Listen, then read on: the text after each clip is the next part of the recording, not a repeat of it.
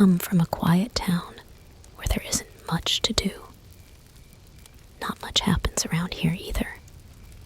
You grow up with the same people and share the same experiences as the earlier generation. It sounds boring, I know, but I considered my childhood to be great, actually. I have a core group of friends that are all still close to this day. We have a ton of fun memories together, but the story I'm about to tell isn't one of those. One of the things we used to enjoy doing was camping out past Old Smithson Road. The town parks and wildlife office maintained some campsites out there along Smithson Creek. I think there were like 6 of them, and they all had a fire ring and a small raised concrete spot for you to put your tents up. The best part was, they didn't care if us kids got together and camped there. It was sort of encouraged. I guess the thinking was that if we were out there camping, we couldn't be getting into trouble in town. Little did we know trouble would find us that night. It was a Friday night, and the temperatures were finally starting to get a little cooler.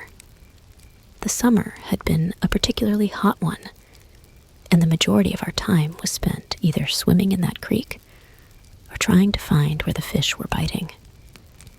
Our group consisted of 4 people: Adam, Chris, Patrick, and myself. We were essentially inseparable back then. We all went to the same school, played the same sports, and went to each other's family gatherings. You get the picture. We were really excited about this camping trip. Adam had recently gotten a new set of 2-way radios, and we couldn't wait to try them out. The anticipation was almost too much, and I remember that Friday at school being the longest in recorded history. As soon as the bell rang, we were off like a rocket to our homes to get our gear. As I lived the closest to the campgrounds, I had volunteered to go as early as possible to secure the best spot. This site was tucked into a stand of big oak trees and was set a larger distance away from the other sites.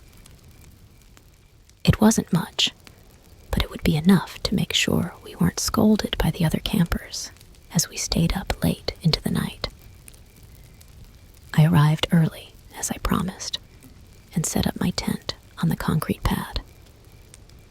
It turns out we didn't have to worry, because only 2 of the other sites were taken. Soon, my friends arrived, and the fun began.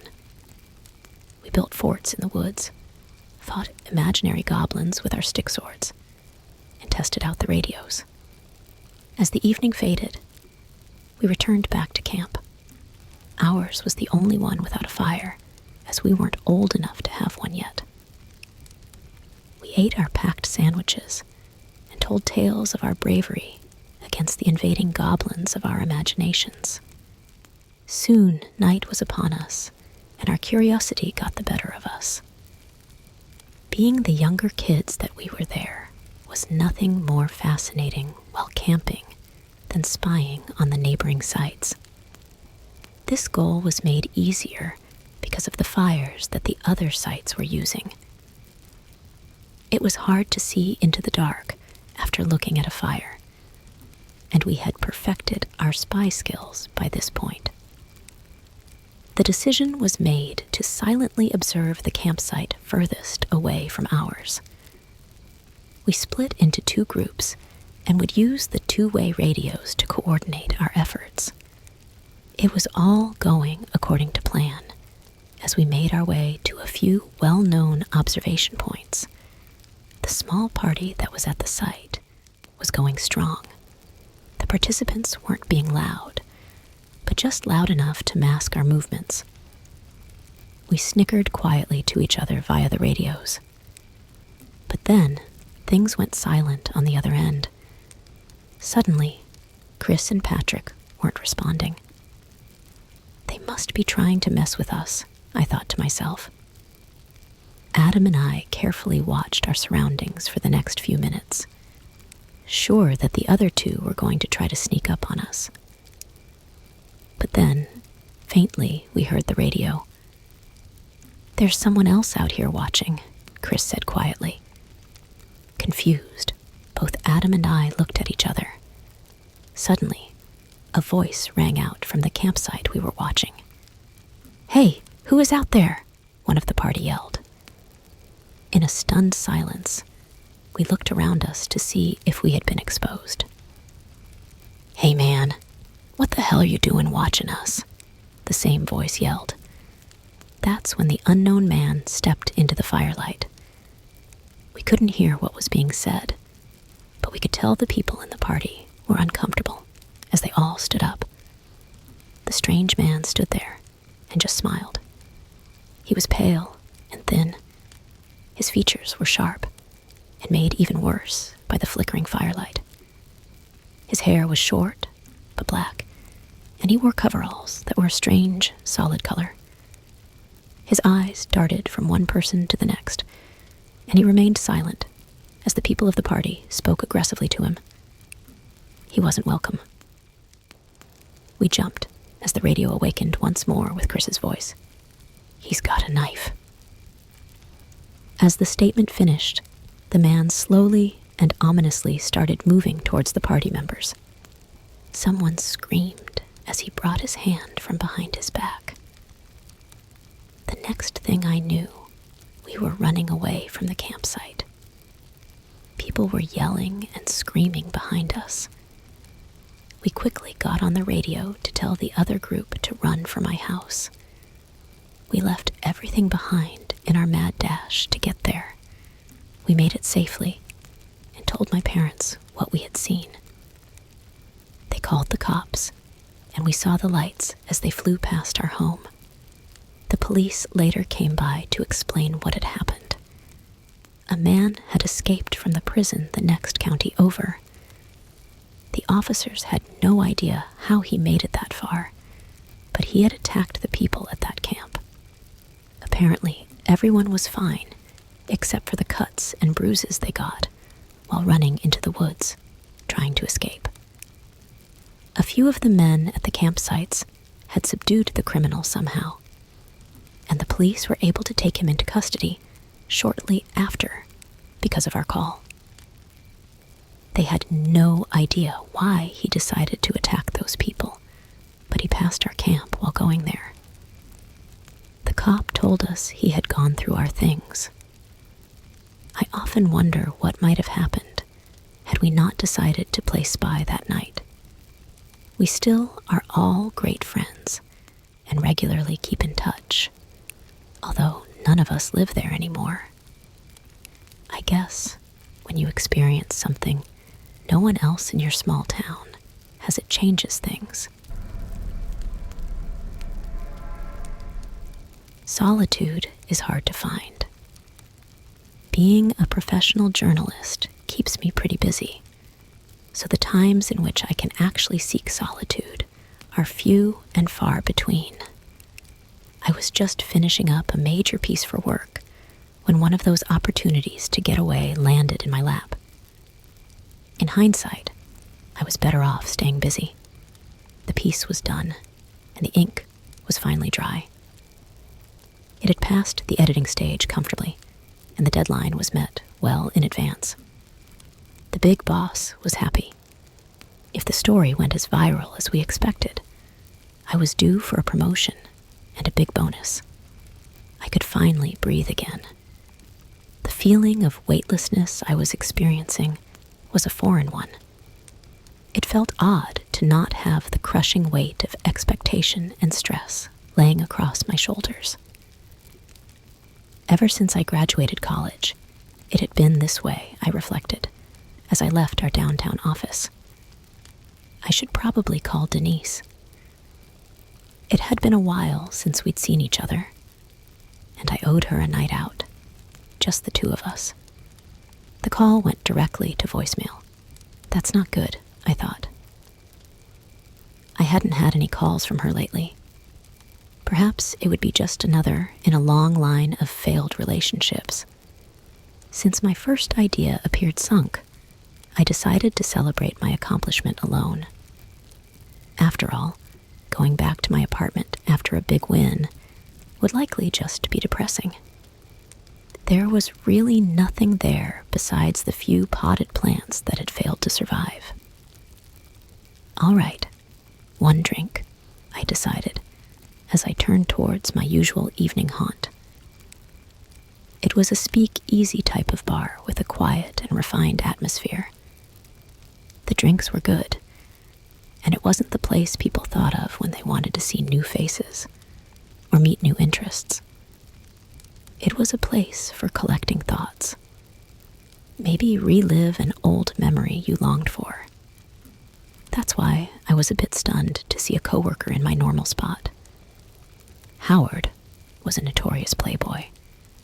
He came from old money, the kind that gets a loan from the bank just by the mention of his last name alone.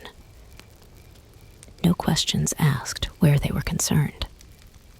He was all right in my book, although I normally didn't go out of my way to spend time with him. He was with another of our co-workers, a tall, slender blonde girl. She was a reporter and had the face of an angel, but her attitude was anything but angelic. She was a celebrity of sorts, and she knew it. I never could remember her name for some reason. Howard noticed me as soon as I stepped through the door. "It's the man of the hour," he exclaimed as he turned, spilling his drink as he moved. The bartender nodded to me as I approached, already in the process of making my usual order. At least one thing will be as it should. "Come sit with us. Let's celebrate," Howard exclaimed. After seeing Howard, the night went as I expected. The pair gossiped relentlessly as I entertained myself with people watching out the window. I responded when expected, but did little else to add to the conversation. The two were content to converse together with me as a third wheel. It should be known that I'm not much of a drinker. I politely ordered a second social drink and nursed it as the night marched on. Listening to them chat was oddly relaxing. It had been some time since I had been social for the sake of being social, even if it was an unexpected turn of events. "Hey, Wyatt. Earth to Wyatt. What are your plans this weekend?"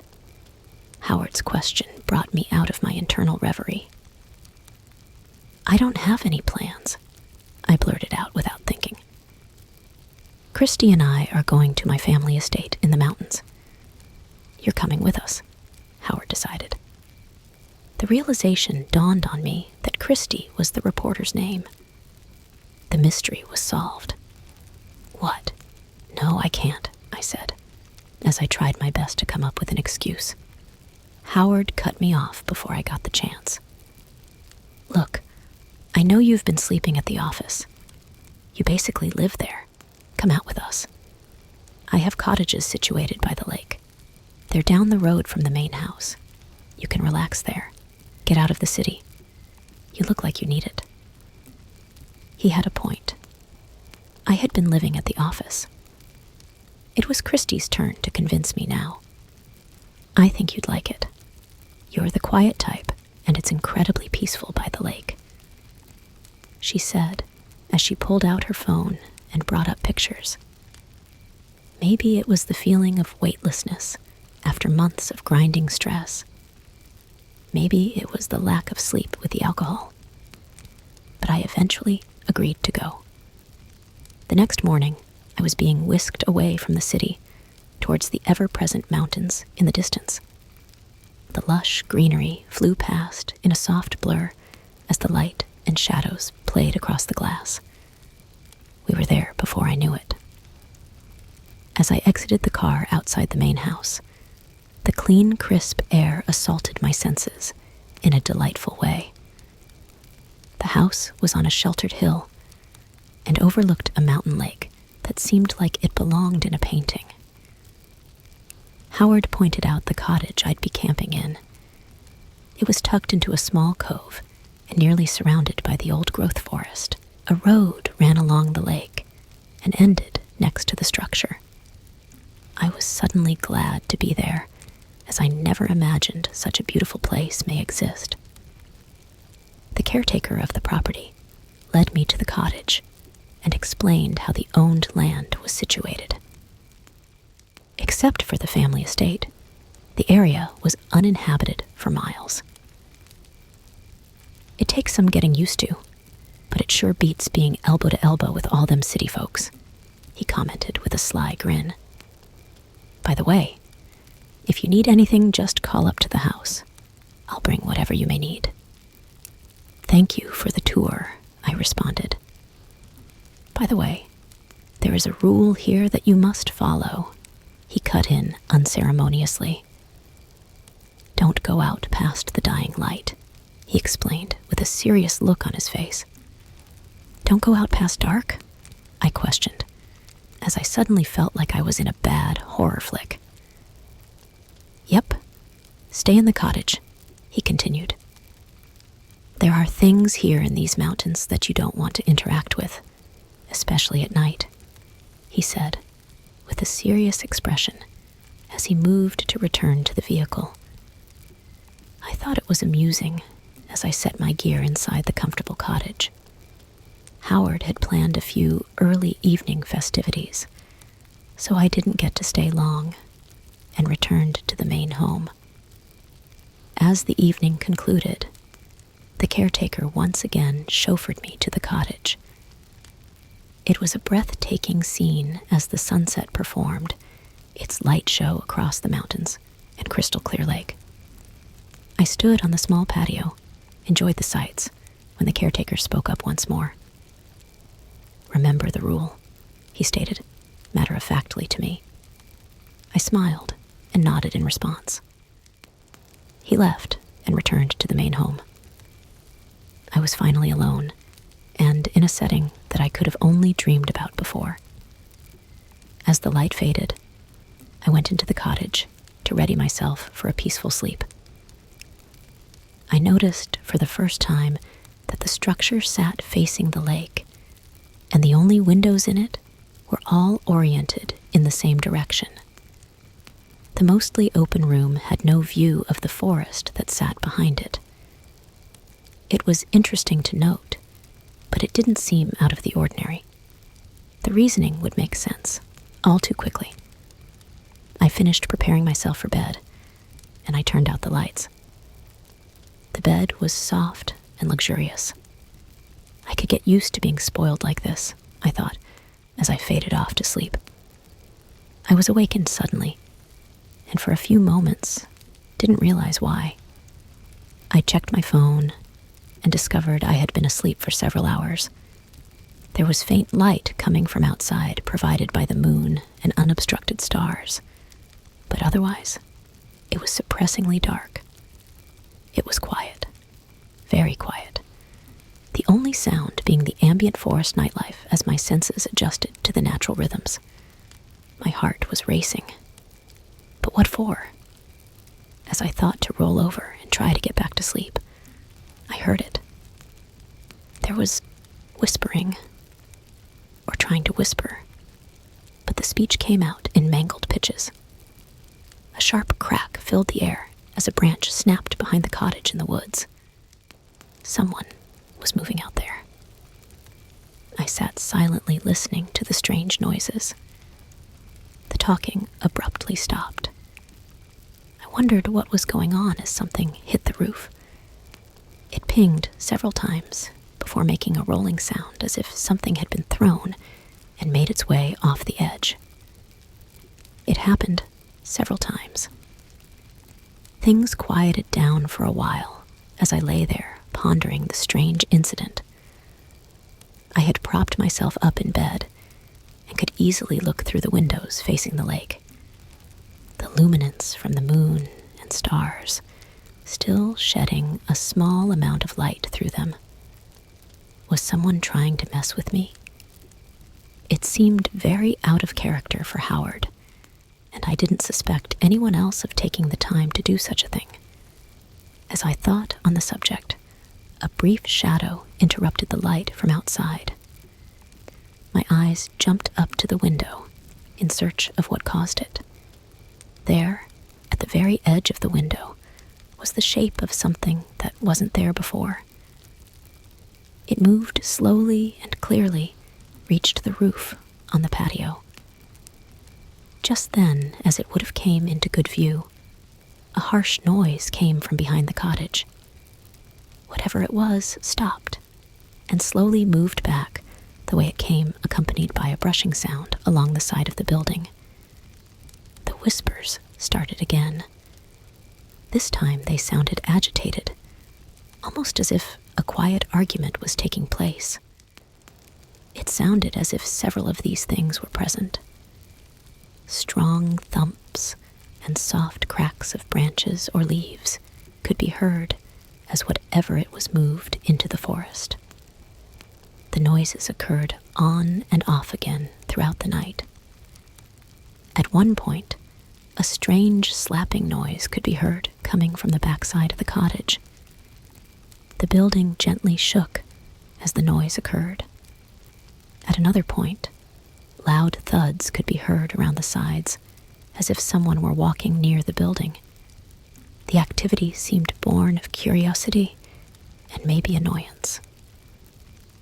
I settled down eventually, as I realized it didn't seem likely that whatever was outside would try to get inside. It obviously was avoiding the front of the building. There was no way Howard was behind this, and I wasn't going to investigate any further. As the night wore on, the activity stopped. Towards dawn, I heard a distinct howl far back in the woods. It was answered immediately by a howl somewhere across the lake. The first howl was loud and seemed to charge the area with vibrations. Whatever made it was large, very large. I caught some sleep as dawn arrived. After a few hours, the caretaker showed up to take me to breakfast at the main house. I described the events of the night before to him. He sat with a quiet grin on his face and nodded as I told the story. "I'm glad you listened to my rule. They don't seem to like it much when people are out at night," was his only comment. We found small rocks along the cottage that didn't belong. They appeared to have been thrown on the roof. We also found strange, slightly muddy markings on the side of the building, as if an animal's dirty fur had brushed along it. There also appeared to be a partial handprint on the back of the cottage, facing the woods. Was that the slapping sound I heard? I guess solitude is even harder to find than I originally thought, even at a remote mountain cottage. Howard and Christy laughed at my story and thought it a bad dream, but I know better. I returned to the city that day and haven't been back since, even though I've been invited. Looking back, I think my presence had interrupted whatever peace those things had found in the mountains. I don't intend to ever disrupt that again.